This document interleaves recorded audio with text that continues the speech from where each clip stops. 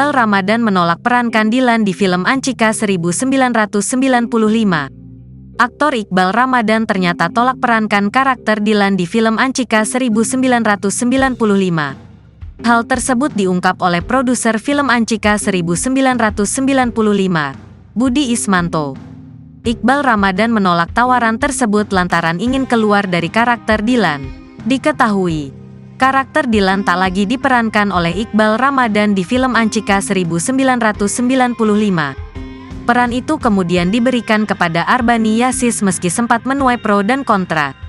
Budi Ismanto selaku produser menjelaskan alasannya Arbani Yasis memerankan karakter Dilan di film tersebut. Menurut dia, tim produksi Ancika 1995 sudah menawarkan peran Dilan ke Iqbal, namun ditolak. Ia menyadari bahwa masyarakat sudah sangat mengenal sosok Dilan adalah Iqbal Ramadan, sehingga tak melupakan untuk menawarkan ke Iqbal.